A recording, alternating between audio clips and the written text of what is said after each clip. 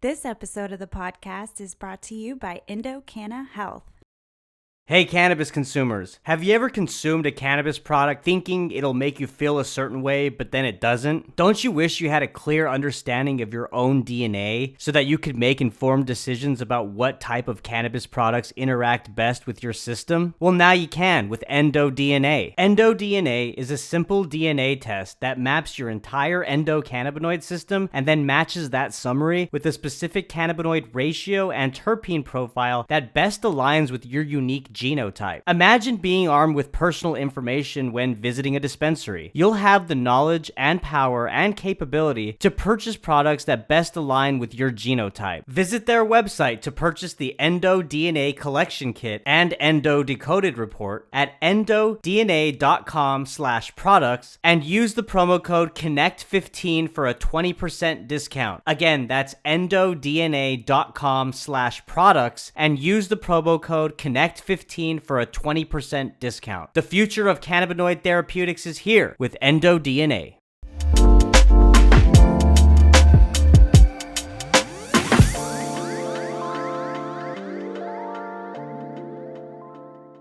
John Hartsell, what is going on, man? Hey, man. Nice to see you here, Kevin. Really appreciate the opportunity to be on your show today. Yeah, man, absolutely. I'm excited for you to be on. I know that before we started recording, you took a hit of something, man. So feel free to smoke throughout this podcast. Don't be shy, Yeah, I appreciate. I got my grinder in my hand here. I'm just putting a bowl together and having a little afternoon cocktail as well. I hope y'all don't mind, and I hope you're having one with me. No, man, I smoked before. I don't do it on the podcast just because YouTube would probably flag it because I'm in Dallas. But yeah, no, by all means, man, this is your time, so enjoy it. And speaking of, I know that you're not, unfamiliar with smoking on camera because you're part of the Alice and Bill's podcast. Let's talk a little bit about the podcast, man. The fellow podcaster, tell me a little bit about how that all got started and what it looks like you guys have a lot of fun on the show.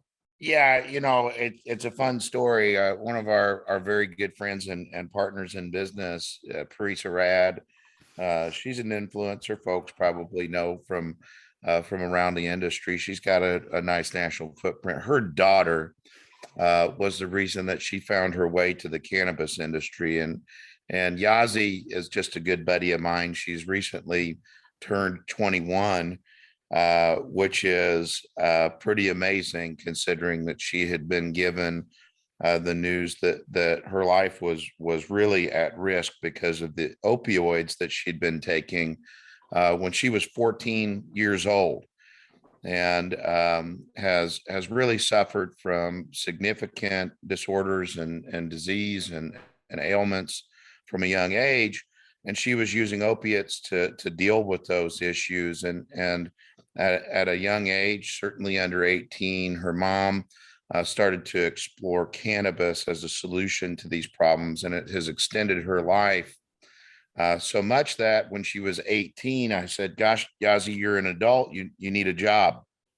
And so my business partner Jeff and I, we wrote up a little contract with her right then and there, and we created the Alice and Bill show, and it's based on her kingdom, where everyone receives a name. They're either a duke or an earl or a lady or a princess or a queen or a king. And while her cognitive abilities are somewhat challenging, she does understand everything that's going on around her, and she has a very unique way of expressing herself. And I just really invite people to join us by watching those shows on YouTube and enjoying her outlook on the world, because it is very unique and quite refreshing. That's beautiful. Also, that you, you helped her find that sense of purpose, also, right? Like, podcasts are great. I mean, it's a great way to personify yourself, of course, get to know and network with other people, but then also kind of educate or even, provide people that lens of your own perspective. So, that just seems like a really unique opportunity that she's in right now. That's awesome. Yeah, and the way that we communicate and the type of conversations that we have are as inspiring to me and my outlook on the world as it could possibly be to her and her outlook on the world. And it's really a blessing to have her in my world and in our sphere here at DIZPO. She's just a wonderfully unique and positive human being, and we're just glad and blessed to have her around us. Mm-hmm. And what's also kind of interesting is how many stories we hear like that, right? Where someone has certain ailment or has an injury in sports or whatever it is, right? And early on in their life, they're prescribed, either opioids or ADHD medication like Ritalin or Adderall or even benzodiazepines, Xanax, and other things that just really kind of it can take you down a really bad hole, right? If these drugs are abused and not taken properly, um, which is interesting why cannabis has been illegal for so long, right? I mean, it's almost like pharmaceutical companies in a way are just lobbying against this plant because they know that the benefits totally outweigh some of these chemically induced drugs that we've manufactured today. Well, I don't know about outweigh or are different or whatever. What we do know is that a lot of those pharmaceuticals have far more dangerous long-term effects than cannabis does, and our bodies are built with an endocannabinoid system, and we have receptors that are using cannabinoids in all kinds of ways that have never been even researched and are only recently being researched because of the legality of commercial marijuana. And so, what we do know is that pharmaceuticals can help, they can fix problems, they can create relief, but they can also cause really concerning long-term problems. Whereas cannabis, something I consume and use for rheumatoid arthritis on a regular basis, daily, hourly, um, is providing not only productive benefits therapeutically and mentally, but also there are limited long-term effects. And I have overdosed on cannabis. It's called a long nap. And I like a long nap on an afternoon, and so I don't mind it sometimes when I overconsume a little bit. There's a killer product in the marketplace. You ought to talk to those guys over at Undo. If you overdo it on edibles, you can take some Undo, and it'll bring you back down to reality for a little while. So there are ways to mitigate that, but I do think that we have a miracle plant, and the real world of business is now meeting it where it is. And we're going to start to see folks have more and more access to more and more ways to consume cannabis, whether it's for medicinal and therapeutic purposes or it's simply for recreational purposes. We think it's a really great way to interact with the plant that we've been given here. Mm-hmm. Yeah, there's no doubt that the pace of innovation isn't going to slow down, and that Undo product that you mentioned, that sounds really fascinating. I'd love to talk with those guys if you know them personally, if you want to make an intro. So We do. I'll talk to you after the podcast for that, because that sounds like it'd make for a great episode. But to your point about how amazing this plan is, I was checking my watch because I want to make sure I have the right date here. So we're July 12th, and I'm going to share my screen. Apologize. January 12th. January 12th. Don't Yes. you let 7 months of this year get past us. Exactly. Yeah.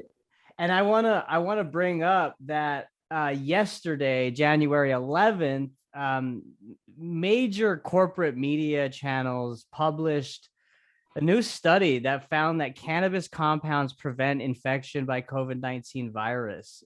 This is a Forbes article for those just listening that I have up on my screen. But, just to read a little snippet of this and then, get your reaction is, Compounds in cannabis can prevent infection from the virus that causes COVID-19 by blocking its entry into cells, according to a study published this week by researchers affiliated with Oregon State University.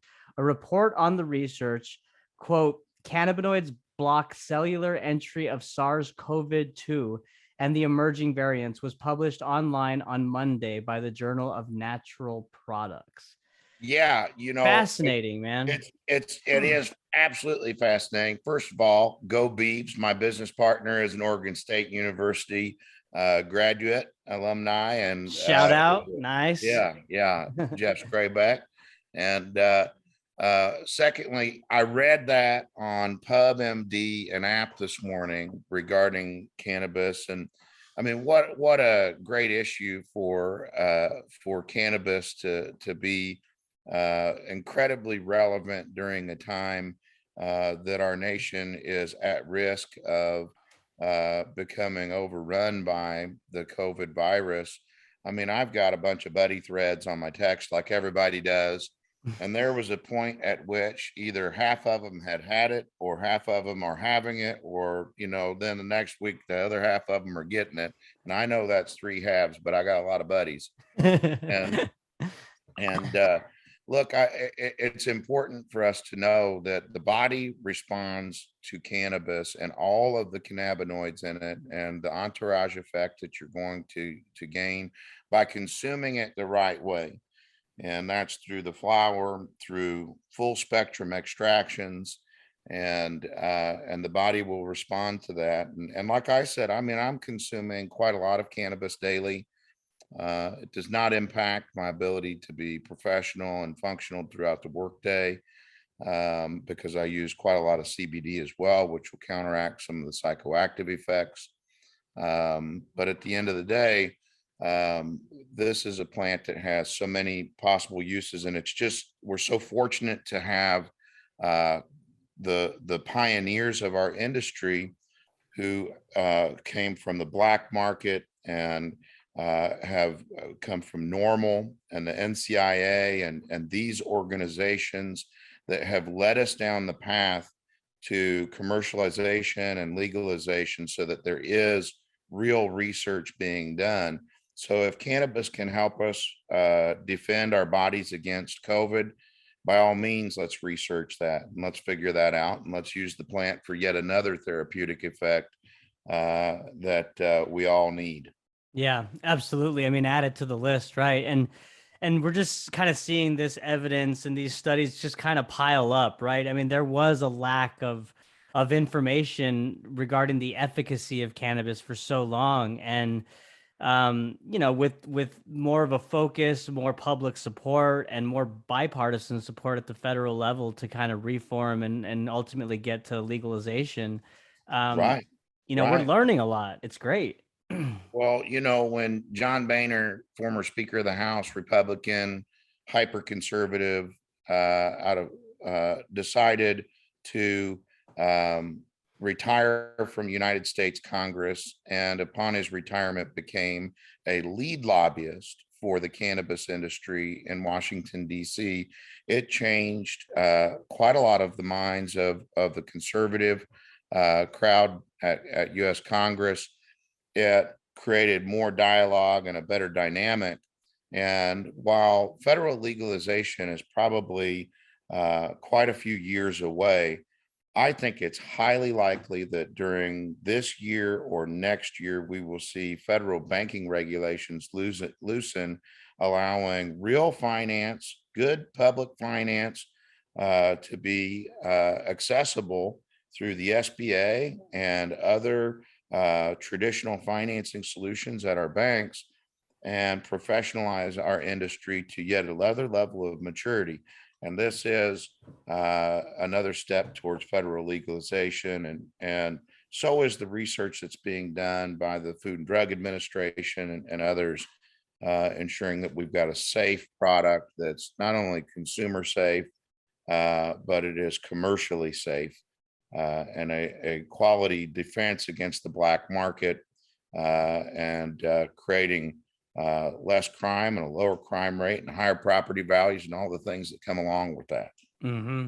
Yeah, there's a lot to unpack there. The first thing I want to respond to is the John Boehner comment. And I did read that he became a big proponent. In fact, like you said, he was the lead lobbyist for cannabis reform. And I always almost wonder, like, because back in the day, he got a lot of criticism for being emotional, right? As the Speaker of the House, there he would be emotional, he'd cry in some points that were pivotal moments. And I wonder, like, now that you say that and it's kind of jogged my memory, I wonder if like cannabis had a lot to do with that emotional state, right? I mean, because when you consume regularly, you tend to feel more, right? You're more conscious of your words, you're more thoughtful. um so I don't know. I mean, that's just kind of a I don't random know. thought, but I think a lot of people are like their name. Like mine's got hearts in it. And I'm real softy. His last name is Boner. I'm at Boehner, so he's kind of a dick.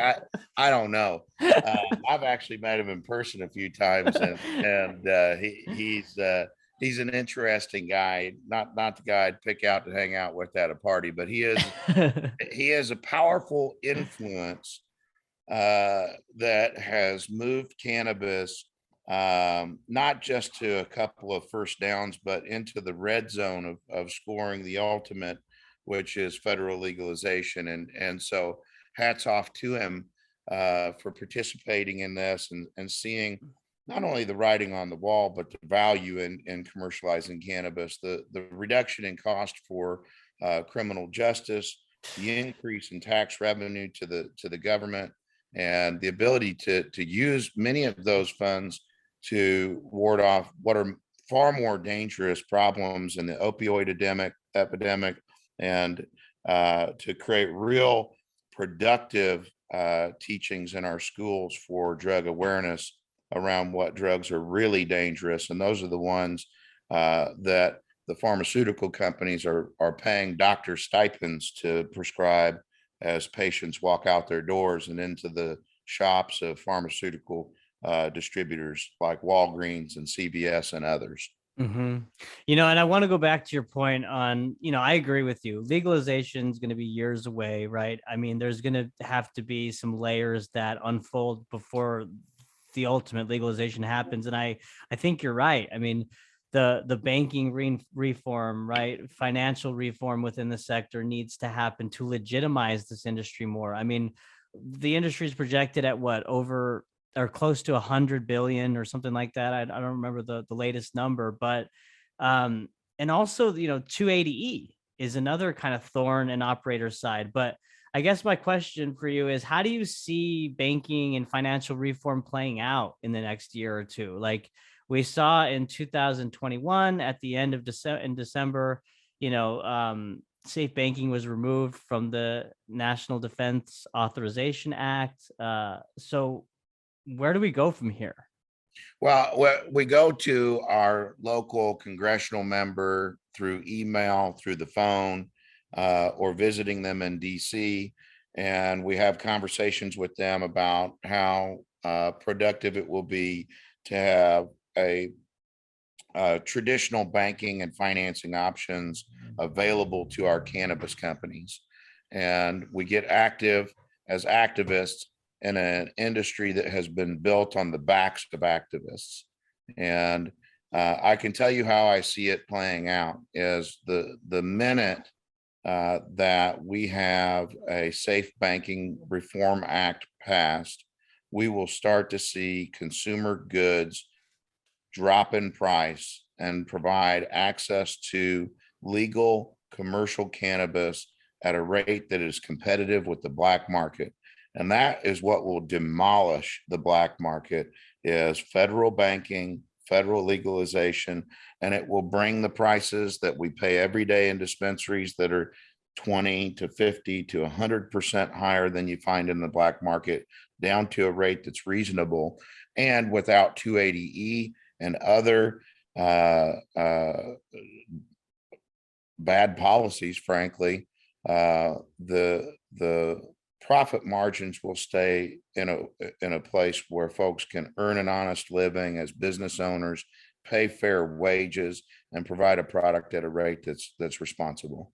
Mm-hmm. No, those are all good points. I agree with you on that. And switching gears a little bit, thinking more at the state level, I know that DIZPO is based in Phoenix, Arizona. Is that right?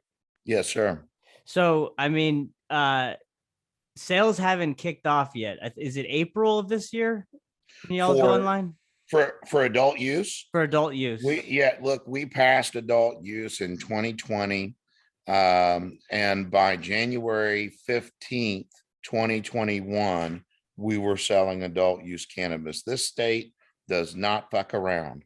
Oh, you Uh, guys are already online. we Okay. are we Okay. are online, and I will tell you the reason for that in the state of Arizona is that there is a cohesive unit amongst the license holders, and they have a very positive and productive relationship with the regulator, Department of Health Services, which is open to understanding the needs of the industry. And so through that, we have made a commercial environment here for legal cannabis that is productive, that's conducive to the patient or the adult use purchaser, consumer, and it's fair to the business owner. And so we have one of the most productive business environments, as noted by BDS Analytics, MJ Biz, and other organizations. They will tell you in their reports that Arizona is the number one place to invest in a cannabis business, tier one or tier two, and get an ROI that you can count on. And so this state really is the epitome of cannabis commercialization and has done an excellent job in creating an environment that's productive for that. Yeah, and you talked about like the close collaboration, right? Between the local government, local officials, and regulatory bodies, and of course the industry operators within Arizona. Is there any other, in terms of like legislation that they really got right? I mean, I know, I've had numerous guests on from California who just complain about how, cannabis adult use was rolled out in that state. The taxation is so high. The requirement for licenses, every single thing you do, you have to have a license for. The regulation is just so overbearing. Sure. Like, what's different, Yeah. Well, first of all, we created a fair environment for medical patients in our adult use initiative by creating a tax advantage to having your medical certification for cannabis, along with the ability to get higher dosages so that you can treat whatever ailment it is that you've been certified for cannabis. So we got that right here. Secondarily, we got packaging right in this state. We decided that not every individual product needed to be CR, child resistant, but that only child resistant packaging would be required at the exit. And so a single package at exit, being child resistant, created what a does that what does that mean at well, exit? when you buy your package and you're walking out of the store, you have a shopping bag that is child resistant. You've seen them in California and Colorado. Oh, I And see. So so, instead of the actual like bottle or whatever um case or packaging the product is encapsulated or covered in, that's that's right. not the focus. It's the bag. It's you leaving. It's what you're putting it That's in. right.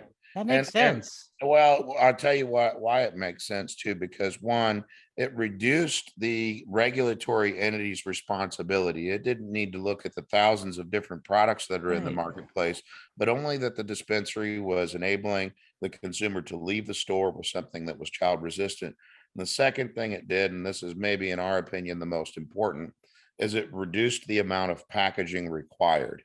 So we're putting less plastic buttons, we're putting less CR functions on jar lids and everything else. And so from a standpoint of an industry that is producing quite a lot of waste, we reduced waste by doing this and enabled folks to get a bag that was even reusable for their next visit to the dispensary. And most of our dispensary partners are actually have created an incentive to bring that bag with you and use it for your return visit, and maybe even get a free pre-roll for that. So This is a way that we influenced our state legislature during the process of making rules for legal cannabis. We were able to do that so quickly that from November, when the election happened, early January, we were able to go immediately into adult use sales. It's the fastest in United States history of any of the states that have gone from medical to adult use. That is really fascinating. I didn't know that about the CR aspect, removal of the CR aspect in packaging in Arizona. And to me, I mean, it seems like a win-win all the way around, right? From a cost savings perspective on the operator side to the regulatory due diligence on the state governmental body side. Like, it just seems like you said, it just is, it's faster entry to go online. Now, the devil's advocate question, right? Because you have skeptics, you have prohibitionists. So has there been any uptick in children getting a hold of these products, or None that I would know of that would be in any discernible way, but I've got a full bar sitting over here. On You can see it back there over there yeah, by my desk there. And not a single one of those bottles has a CR lid on it. it's a good point. Nor does a wine bottle that has been corked, nor does a beer. Which And are far more dangerous. I mean, we're talking potential death if you there, overdose on these that. Yeah. these things are only dangerous when you have irresponsible adults allowing their youth to be around them and not having talked about them. Alcohol and cannabis have been a regular part of my kids' lives since they were born, and they're no more susceptible to having a dangerous situation with that than anything else, because they know about it, and I talk about it, and I let them know that these are things for adults, and we have conversations about responsibility.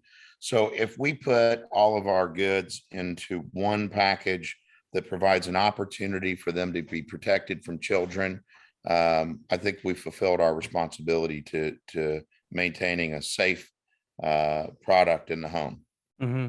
You hear a lot about countries in Europe who, parents will socialize their kids at a very early age by introducing them to alcohol, right? I mean, there's kids under the age of 18 that are sipping wine with their dinners, right? Or doing tastings at a moderate level, right? Um, do you, is that the approach? I mean, it sounds like that's the approach you took with cannabis with your kids. Like, what did the education look like, for parents maybe listening that want to educate their kids in this space and be more responsible and understand the Well, plant? I want to be clear. I don't give my kids cannabis. Right, right. That we didn't smoke a doob sitting around a campfire when they were 8 or nothing. So I'll be clear about that. But talking to your kids about cannabis is important. Whether you consume cannabis in your home or not, you're driving around town and you are seeing cannabis billboards, and you're seeing dispensaries that are open. Kids at school have vape pens. You don't know if they're CBD or if they're nicotine or they're THC. And these things could be possibly dangerous in that situation. And so you'd want to talk to your kids just like any other something that can influence your psychoactive senses.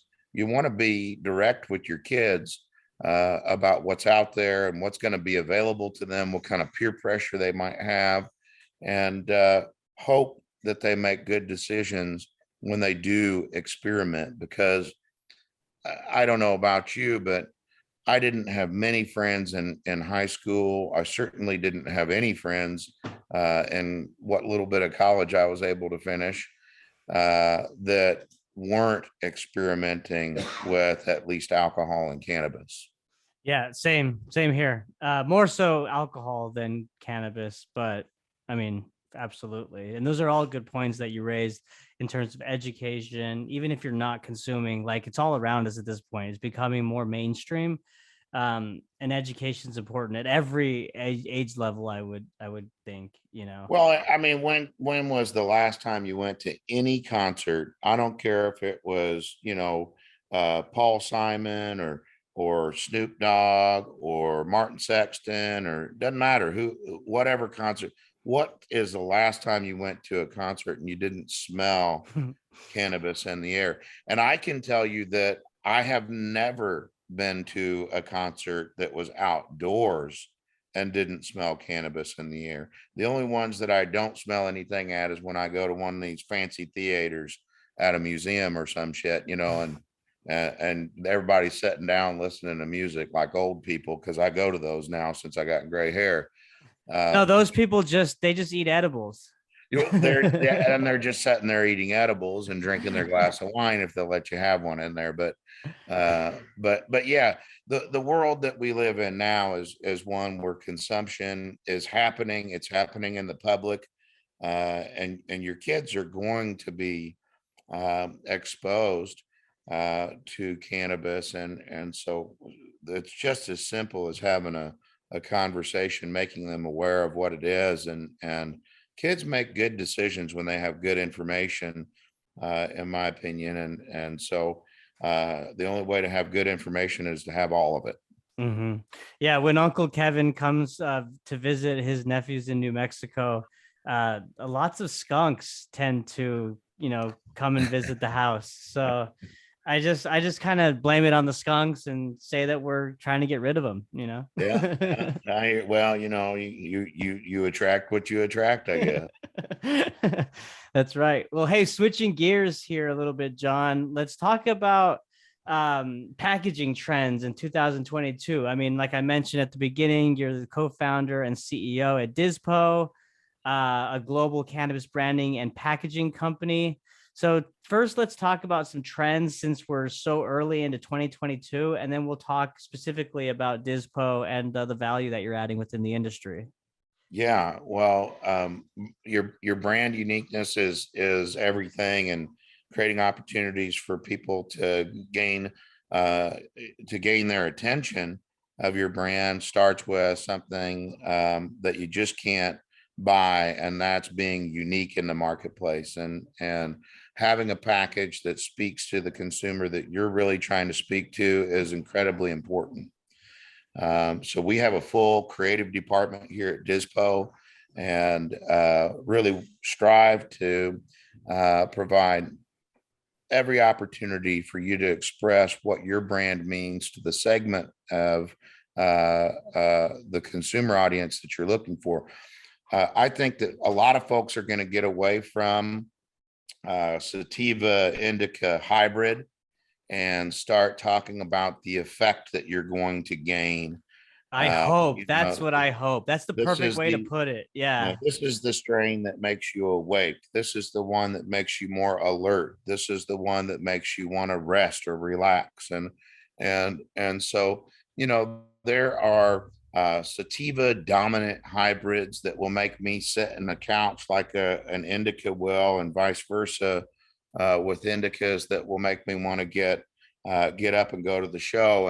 And so the way that we have created new strains, and the way that we're creating our products these days doesn't lend to a singular approach to marketing, and so I can see us driving towards more of a sense and a feeling that you're going to gain from consumption, rather than getting locked into this. A sativa does this and an indica does that. Secondarily, we're focused on making sure that your dollar that is spent on packaging is extended into your marketing budget, because we're putting ways for consumers to interact with the packaging right on it, like a QR code. If I can get a consumer to scan a QR code, and I have endless possibilities of where I can send them to the stores where they might find my product, to a coupon that they can use when they shop for it, to the testing results, helping them to understand it's a safe product for consumption, If it's an edible, the way that we infuse the product. If it's a concentrate, how we extracted it. If it's flower, how we cultivated it. All of those things are important to our consumers. And what we've done is enabled our customers, our end use consumers, to interact with our product and all the things that make it unique. And so we think that the biggest and best trend in 2022 is interactive packaging. That interactive packaging, that's a first that I've heard in this context. So I'm gonna share my screen again for those listening. You have to watch the video. But John, I'm on DIZPOT's website now. So is there any interactive packaging examples that you can showcase that I can kind of just show the audience here? Well, I tell you, the thing that I would show folks here is the DIZPO family. Okay. And listen, there's 100 packaging companies in the world, and we do encourage people to find a packaging company that they can work with, and they really want to share and have that kind of intimacy, because these are people that are handling your brand. And all the folks, if you scroll over their pictures, you'll see there's not only a picture of them there, but That's another picture awesome. that'll show their personality. And our team, yeah, click on old Kyle there. He's got maybe the most interesting bio in the world. Kyle has a mask with the backwards hat, and then his next Yeah, picture he just turns away. I yeah, think he's an introvert. yeah. Old Kyle, he's one of our top team members here. He helps us with shipping and receiving. But the end of the day, Tracy just disappears. well, yeah, that's her. She's so fast that you can only see her once. But at the end of the day, our team is what sets us apart as an organization. Our team is what makes us different. We have three core values at DISPO: old school service, no hesitation, and the golden rule. And every single person that works in this building and wears the logo, the logo. Uh, I'm amphibious, so I went to both sides there. But uh, I know the word's ambidextrous, people, but anyway, NC State education. What can I say? Um, the team that you get to work with here lives those core values every day. They really do not hesitate to address challenges with solutions, create opportunities for every possibility to have success. And we will always treat people the way we intend to be treated. And it's in our blood to live those core values. And we're just so proud to serve an industry that really is built on values like that. And it's an activist community that we come from and intend to continue to participate in. Hmm. Yeah, I mean, it's always like the trifecta to not only have, the right strategy, right business model in mind, but then also hire, the right people who can then execute on the values that you've implemented for the company, right? And I love how you put it, like the cannabis community is an activist community. That's just the nature of who we are, because this plant has been suppressed for so long, that we're just advocating more accessibility to the plant. And so it's great that you have a team that kind of just, backs really what the overall mission of the company is. And I want to talk to you about, so I know that we've, as a country, have experienced supply chain issues. That's not something that we're not familiar with at this point. So tell me a little bit about how DIZPO is helping with some of these supply chain issues. Sure. Well, I mean, as a planet, we are experiencing supply chain issues. And just as much as DISPO is a branding and packaging company, it is a logistics company.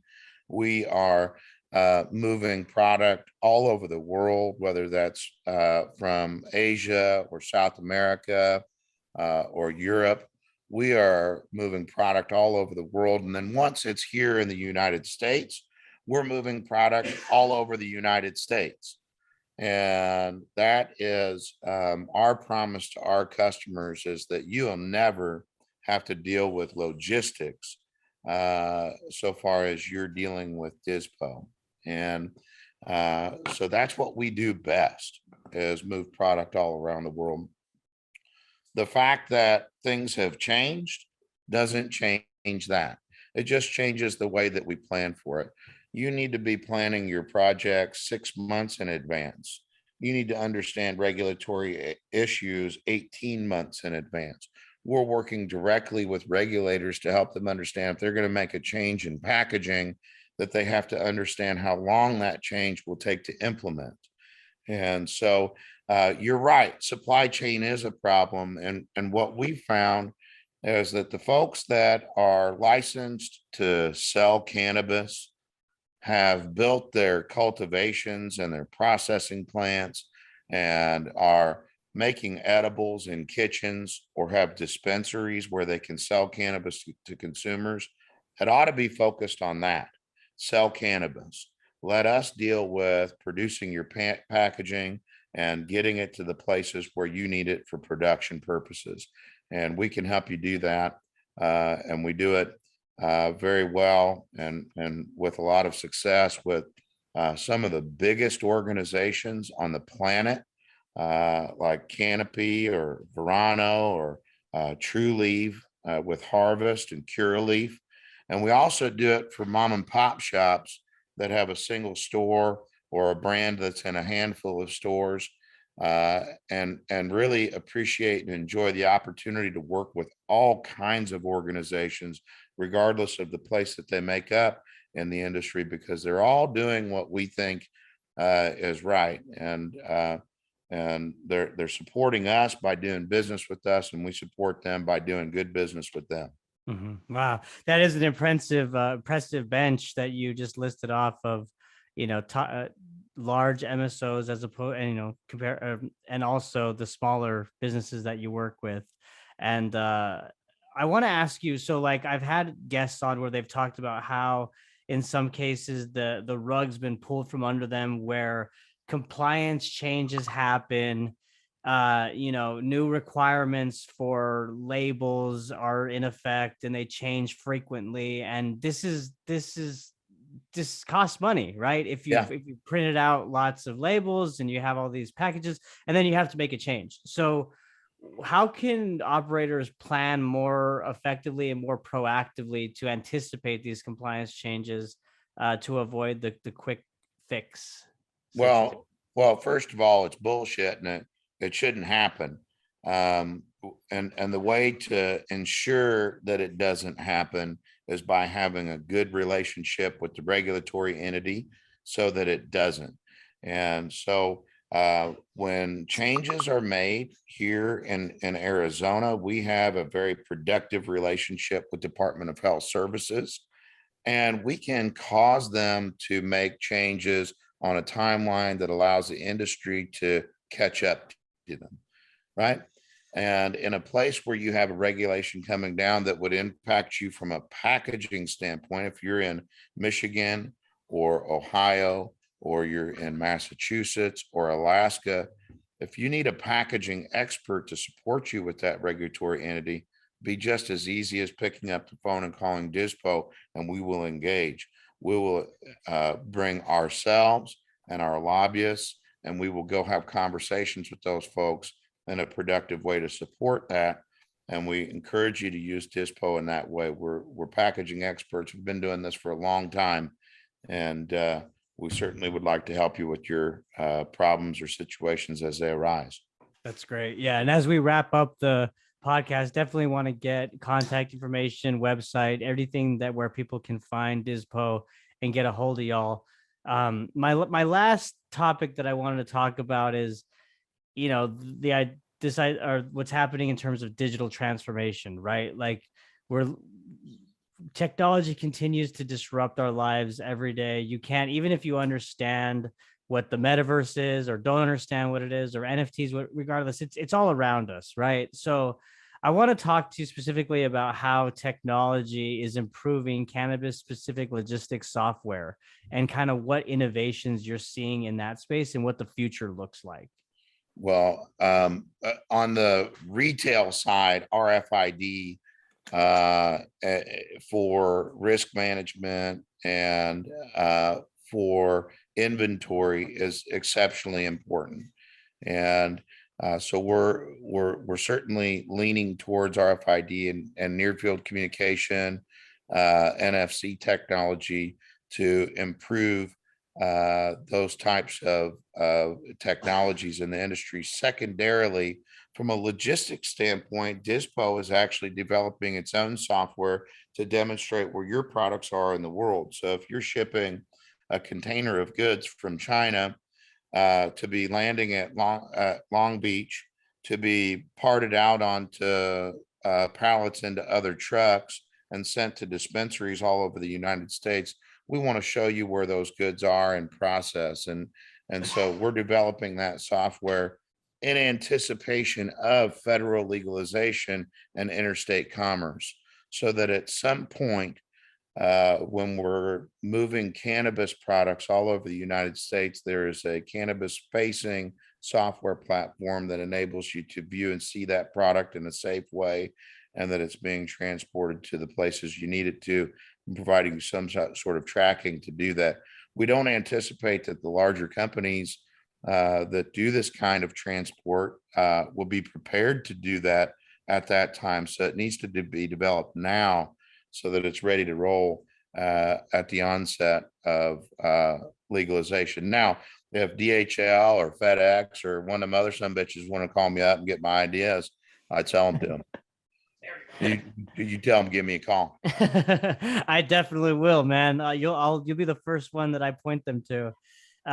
But yeah, no, I mean, that's part of it, right? Is staying ahead of the trends, being proactive, being forward thinking in what's to come down the pipeline, right? Reform, eventual legalization, and at some point interstate commerce is going to happen. And the companies that are planning for that are the ones that are going to be, in a great position. They're just going to need to flip the switch. You couldn't be more right. And it's an industry that is maturing, which means it's evolving, and it's going to continue to evolve. And businesses like ours will either evolve and keep up with the evolution, or they will fade away.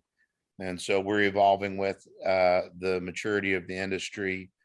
We hope in a relevant and productive way.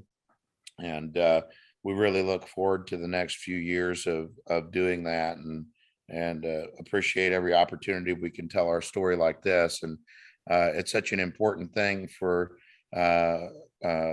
media outlets like yours and content properties like yours to give us the opportunity to say these things, so that mainstream media can hear the story as well, and broadcast it even wider and further. And you're a pioneer just like the rest of us, and we appreciate that about you, Kevin. Well, hey, I appreciate the kind words.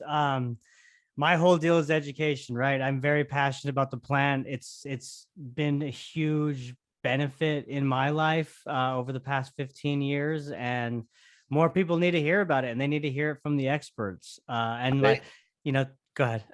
They also need to hear about that little pupper that's been running around behind you there. Who's that? Let me show you again. Yeah.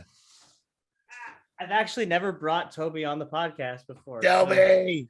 This is What are Toby. you doing, Toby? He looks a little camera shy, but he's a cute little buddy, isn't he? He's a good dog. He's one of 3 that my wife and I have. We have a wolf good. pack. So yeah. And, hey, go Wolfpack, North Carolina State, baby. That's right. Well, John, the man with the big heart, Hartsell, really enjoyed talking with you today, man. You're super knowledgeable, got tons of insights. I know I learned a lot today, and I know that the audience did as well. Where can people find DIZPOT's website, social media channels, anything to where they can learn more about y'all? Yeah, sure. DIZPOT.com. That's DIZPOT, kind of like which side. There it is. You see on my shirt there. DIZPO _PKG on social media. And you can always just give us a call, 602-795-4499. Awesome. Thanks so much again, John. I want to have you back on in the coming months, or even sooner, as things develop and evolve, because this industry is not slowing down. Yeah, anytime you like, Kevin. We appreciate the opportunity and look forward to seeing you soon. Awesome. Thank you again, and thank you all for listening. Bye.